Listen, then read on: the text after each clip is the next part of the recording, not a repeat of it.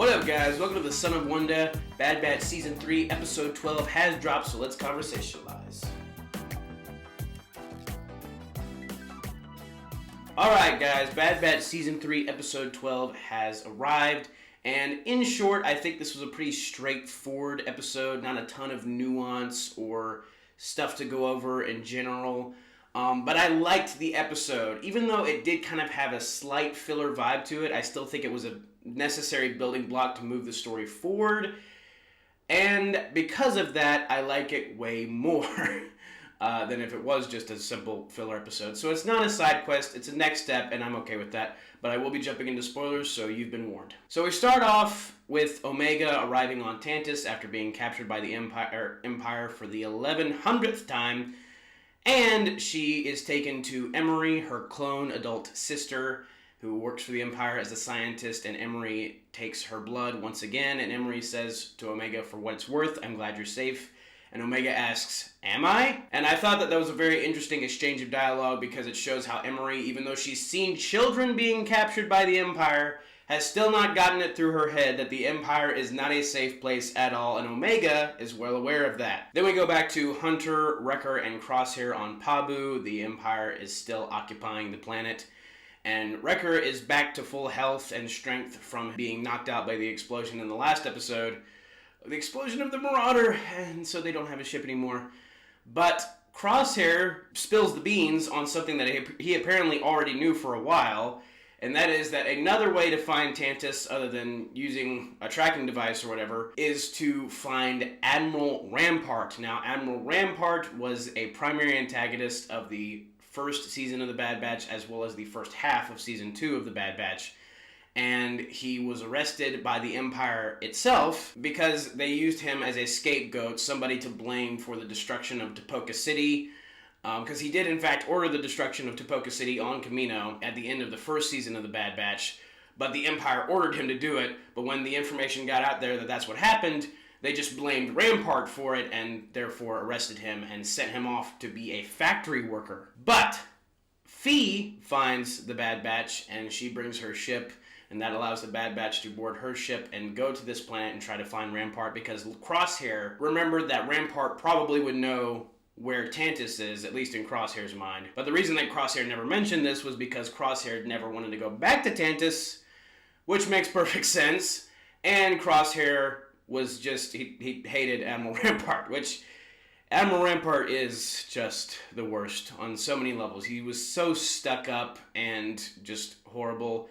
Classic Imperial jerk officer. But they have to find him because he might know where Tantiss is. So they go to the planet, and it's here we have a interesting moment where Phee, in order to stealthily enter the atmosphere without being detected by the Empire, pulls a trick that I have no idea why any of our good guy groups beforehand have not pulled. She turns off the ship, lets it fall into the atmosphere, avoiding detection by the Empire, then turns it back on when they get below the radar and flies to their destination. So simple. So effective. I mean, even I don't really know why the Empire didn't detect them when they first entered hyperspace, or came out of hyperspace into the system, because they usually do. But still, the trick was effective, and I have no idea why it hasn't been done beforehand at all. That does not make sense to me. But, moving on, the whole rest of the episode is basically just the Bad Batch, Hunter, Wrecker, Crosshair hijacking a former Republic turbo tank. And again, these were used by the Republic during the Clone Wars. And we get some turbo tank action in this episode. And it's cool because we didn't really get a ton of action with the turbo tank in the actual Clone Wars series, which is kind of funny. But in this episode, we get some really cool turbo tank action, as well as some good Crosshair moments. Now, unfortunately, his hand does still shake. I guess the meditation he did with Omega didn't really fix it, but he might remember the meditation and clear his mind even more later on to fix his shaking hands, but we still don't know we haven't pinpointed what is the exact cause. Apparently it's in his head, but we're still not really sure. At least I'm not really sure. But his hands do still shake. But still, he's actually able to land some shots in this episode. He does his cool laser bolt ricochet trick that he's done before in Clone Wars Season 7. And he does it here against some stormtroopers, which is pretty cool. But yeah, they hijack the turbo tank with Rampart in it being transported. And Rampart realizes that the Bad Batch obviously doesn't want to just free him to free him. They need something from him. They need some information. So he bargains with them. He basically says, you get me off the planet, I'll give you the information you need. And it's funny seeing him, like, he's got a beard now and his hair's all, like, he's like very scruffy looking. He's a scruffy looking nerf herder, to be exact. And it's actually really nice seeing him in such a lowly place because he was so pompous before, but now he's just a scruffy looking nerf herder factory worker. So there we go. But what's really weird to me is that the Empire did not kill him. I don't get that. Every other time in Star Wars, when a group of bad guys, like one of them has been captured or, you know, whatever, something has happened to them, they always want to kill that person because they probably possess valuable information that could be useful to the other side. So, given that he's an admiral, I don't understand why they just pawned him off to a factory working job on some random planet and didn't destroy him, because they should have known that he would have had valuable information that other rebel groups fighting against the Empire might want. So again, I have no idea why they didn't just kill him, but the Bad Batch found him here, and so they used the turbo tank to escape or get away as far as they can from the actual Imperial facilities. And they actually end up going on this bridge and fighting 1v1 against another turbo tank. And it's actually a really awesome fight because they're charging toward each other, firing rockets and lasers at each other. And the Bad Batch destroys the wheels of the Imperial one, and then it falls over and they ride it like a ramp off over the Imperial turbo tank out to, not safety, but, you know, escape. They escaped. And I thought that was such a cool moment, seeing two turbo tanks charge toward each other in a turbo tank duel. Again, seeing the turbo tanks in action is really awesome in this show, and I wish I would have seen more of them in the Clone Wars.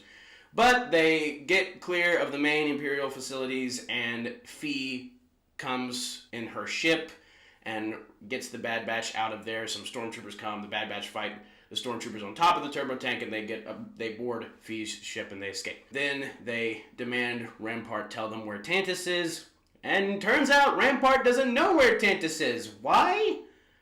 So we can have another episode and have another building block, because Rampart says he knows a way around the fact that he doesn't know where Tantus is. So it's one of those things where it's like, when you see the formula played out so many times, this exact formula, you've seen it in Rebels before, where, yes, we captured this person, but, or we did this thing to find a certain piece of information, but it turns out this thing doesn't have that piece of information. We need to go to another place to find that piece of information. Oh, boy. Yeah. It gets old. It gets old after a while, but that is what we're dealing with here. And so Rampart apparently knows a way to find Tantus, even though he himself does not know where it is. And then we end the episode back at Tantus, and of course Emery has confirmed once again that Omega's blood is compatible with the other children's, the high M count children that they've been holding there. Their blood apparently is compatible with hers, so they can clone the children's blood and create a force being of some kind. And Dr. Hemlock explains this to Omega and then takes her to the prison chamber where the rest of the children are being kept. So that really stinks, and it's a very ominous tone to end the episode on. And that's it. Again, like I said, very straightforward. Not a ton we're working with here, but still, I think because it moved the plot along, I don't regard this as filler, and I think the fast-paced action of this episode also helped out a lot, and we get to see just a little bit more details, a little bit more parts moving along, and I'm excited to see where things lead. But yeah, the fact that the Empire didn't kill Rampart is weird, and the fact that no one's used the trick that Phee pulled in this episode to avoid detection from the Empire is also really strange. And I am very curious to see how Crosshair's hands are going to be fixed, if they are. But I'm also very curious to see what Rampart has up his sleeve concerning how to find Tantus. And I have a feeling he probably is just going to try to escape from the Bad Batch and not even help them out anymore. I don't want him to have a redemption arc just because he was so stuck up in the earlier episodes that I just don't think he as a character would ever really find the good in anything. But Crazier things have happened in Star Wars, so we'll see. But that is my review of Bad Batch Season 3, Episode 12. Again, thought it was a decent building block, good pace, and made me curious to see what's next. But thank you guys for watching. Have a very blessed day. May the Lord be with you. May the Force be with you. Goodbye. And that's a wrap.